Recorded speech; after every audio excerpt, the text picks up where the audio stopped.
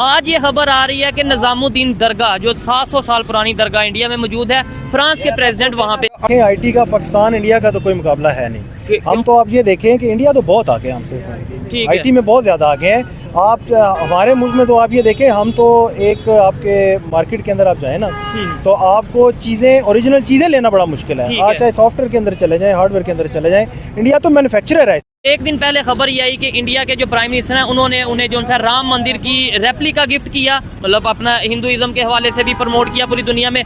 आज ये खबर आ रही है कि निजामुद्दीन दरगाह जो 700 साल पुरानी दरगाह इंडिया में मौजूद है, फ्रांस के प्रेसिडेंट वहाँ पे गए हैं। क्या कहना चाहेंगे वो किस तरीके से अपने रिलीजियस प्लेसेस को या टूरिज्म के हवाले से कल्चर को प्रमोट कर रहे हैं? हमारे यहाँ पे और उनके वहाँ पे फ़र्क आपको क्या नज़र आ रहा है? देखिए जी, सबसे पहली बात यह है कि पॉलिटिकल इंस्टेबिलिटी जो है ना हमारे मुल्क की, सबसे बड़ा मसला हमारा वो है। अगर हमारे यहाँ आज आप इन्वेस्टर से पूछें तो जो बाहर आप फॉरेन में देखें, आप इंडिया की बात कर रहे हैं, लोगों ने कंट्रीज ने 100 साल के प्लान बनाए होते हैं, 50 साल के प्लान है, 10 ईयर्स के प्लान है। हम रात को सोते हैं, हमें सुबह नहीं पता कि सुबह क्या मार्केट की क्या वैल्यू होगी। आप स्टॉक मार्केट देख लें, 1 मिनट का नहीं पता इन्वेस्टर को कि मैं पैसे अपने इन्वेस्ट करूंगा तो सुबह मेरे साथ क्या होगा। और आईटी की फील्ड में तो बात करें, बहुत सी चीज़ें ऐसी हैं जो हम अभी उस लेवल तक पहुँच ही नहीं सके पाकिस्तान में। तो हेलो, जय हिंद दोस्तों, कैसे हैं आप लोग।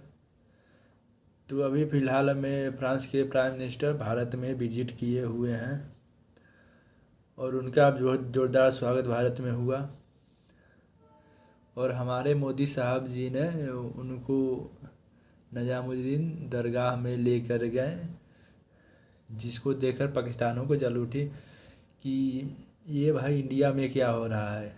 जो भारत के प्राइम मिनिस्टर श्री नरेंद्र मोदी साहब जी हैं, वो हिंदू के लिए भी काम कर रहे हैं और मुस्लिम के लिए भी काम कर रहे हैं।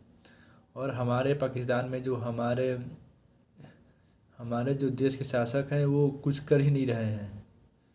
इस पे जो पाकिस्तान के एक रिपोर्टर हैं जिसका नाम है शोएब चौधरी जी, वो पाकिस्तान में बहुत ही अच्छा काम करते हैं।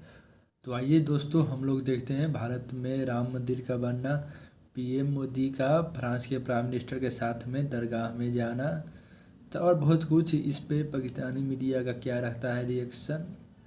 अब जो खबर आई है कि फ्रांस के प्रेसिडेंट ने जैसे इंडिया का विजिट किया और वहां पे निजामुद्दीन दरगाह का विजिट किया, 700 साल पुरानी दरगाह का। आज पाकिस्तानी पब्लिक से पूछेंगे कि अगर उन्होंने राम मंदिर का रेप्लिका गिफ्ट किया तो साथ ही साथ अपना जो सा निजामुद्दीन दरगाह का विजिट भी किया, क्या इससे पूरी दुनिया में इंडिया का ये इमेज नहीं जाएगा कि वहाँ पे तमाम मजहब को इक्वल लेके चला जा रहा है? क्या इससे पूरी दुनिया में इंडिया का ये इमेज नहीं जाएगा कि वो अपनी हिस्टोरिकल प्लेसेस को बहुत ज़्यादा प्रमोट करते नजर आ रहे हैं? रिलीजियस प्लेसेस को, चाहे वो हिंदुइज्म के हवाले से हो, मुस्लिम के हवाले से हो या किसी रिलीजन के हवाले से वो बहुत ज्यादा प्रमोट करते नजर आ रहे हैं। क्या पाकिस्तान में ये चीजें हो रही हैं? क्या अभी भी पाकिस्तान अगर होश के ना हो ले, हमारी गवर्नमेंट, हमारी पब्लिक, हमारे अदारे इन चीजों पे वर्क करें तो क्या हम अपना इमेज इंडिया की तरह पूरी दुनिया में बेहतर कर सकते हैं? खूबसूरत एरियाज हैं, लेकिन वही है कि इसमें एक तो ये चीज़ है कि बेसिक फैसिलिटीज़ हों।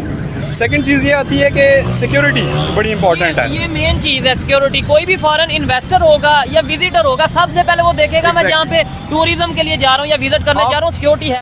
ये देखें, ये होती है लीडरशिप की पावर। अभी जैसे अगर बात करें, इंडियन प्राइम मिनिस्टर ने मालदीव एक विजिट किया, लक्षद्वीप का एक उनके वो जो उनसे ठीक है, वहाँ पे मालदीव के मुकाबले में जो सा वो टूरिस्ट आने लग पड़े हैं और इस तरीके से उनके प्राइम मिनिस्टर अपने प्लेसेस को कैसे प्रमोट कर रहे हैं। हमें ये चीजें क्यों नहीं समझ आ रही? हम क्यों नहीं मतलब इन चीजों में भी नहीं मुकाबला कर सकते? वही है कि सस्टेनेबिलिटी नहीं है। कोई एक चीज होती है ना कि कैसे आप सस्टेन करते हैं एक चीज को, आप सिस्टम को कैसे चलने देते हैं। ठीक है, जब बार बार ब्रेक्स लगेंगी, एक काम अगर चल रहा है और उसको आप ब्लॉक कर देंगे तो फिर चीजें उस तरह से डेवलप नहीं हो पाती। आप देखिए ना, जैसे उनका फ्रांस के प्रेसिडेंट का विजिट हुआ है दरगाह का, तो पूरी दुनिया में इमेज तो डेफिनेटली ये जाएगा कि भाई वहाँ पे हिंदू मुस्लिम वाला कंसेप्ट इंडिया में नहीं, वो सब जो से हर एक चीज को अपने कल्चर को प्रमोट कर रहे हैं। अब देखें, आप कह सकते हैं कि वो अपनी एजुकेशन वाइज वो ज़्यादा आगे चले गए हैं। ठीक है, और वो चीज़ नज़र आती है। आप आईटी को देख लें, आप उनका मेडिकल फील्ड को देख लें, आप उनका खलाई मिशंस को देख लें, चांद पे वो लोग पहुंच गए हैं। सर यहाँ पे मैं ये सवाल करूंगा, सफ़र तो हमने इकट्ठे शुरू किया, आज हम यहाँ पे खड़े होके मतलब कह दें कि भाई वो लोग आगे चले गए और एक दो रीज़न दे दें। एक रीज़न ये दे दें उनकी आबादी ज़्यादा है, मार्केट बड़ी है, तो इसलिए लोग इन्वेस्टमेंट। मैं इस चीज़ से डिसएग्री करता हूँ कि सिर्फ आबादी ज़्यादा होने की वजह से वो आगे चले गए।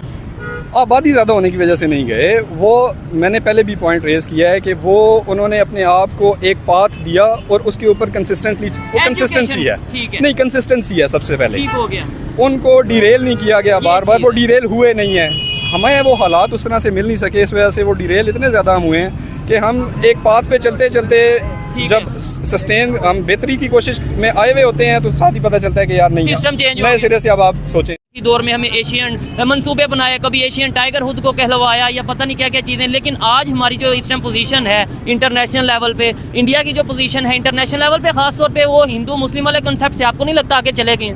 वो बहुत आगे चले गए हैं। आबादी बिल्कुल मैटर नहीं करती, बांग्लादेश की आबादी हमसे बहुत थोड़ी है जी बिल्कुल, और वो देखें फाइनेंशियली स्टेबल हो, हमसे बेहतर है जी। दूसरी बात ये है कि एक सिक्योरिटी है ना, अभी भाई ने जिक्र किया था, सिक्योरिटी एक फाइनेंशियल सिक्योरिटी है। आपके मुल्क में फाइनेंशियल सिक्योरिटी भी नहीं है।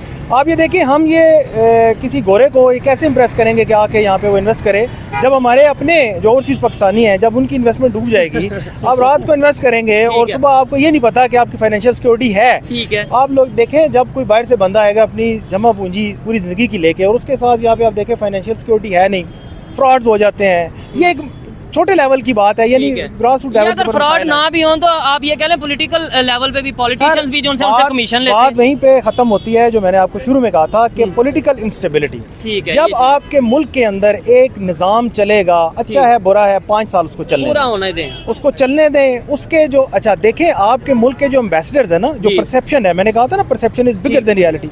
अवाम कभी परसेप्शन क्रिएट नहीं करती, परसेप्शन क्रिएट करते हैं आपके लीडर्स। ठीक है, आप मोदी का आप परसेप्शन देखें ना दुनिया में क्या है, आप उसको कहते रहे ना एक वक्त था कि मोदी का आप हाल ये था कि इंडिया में उसकी एंट्री बैन थी। इंडिया में या यूएस के बारे में? इंडियन प्राइम मिनिस्टर की, मोदी की एंट्री बैन थी अमेरिका के अंदर। अब वो देखें कि अब पूरी दुनिया वहाँ पे आके समिट कर रही है। और अब तो उन्होंने यूएस ने खुद बुलाया, स्टेट विजिट के लिए बुलाया। उसकी वजह यही है कि उनके जो लीडर्स हैं ना, उन्होंने अपना परसेप्शन अपने अवाम का बनाया है। जब आपके लीडर्स का, आपकी लोगों का ये जाएंगे तो हमारे कपड़े उतार के चेकिंग होगी। जब आप जजीरे खरीदेंगे बाहर मुल्कों में, पैसे वहाँ इन्वेस्ट करेंगे, पहले आप अपने मुल्क के अंदर इन्वेस्ट करें।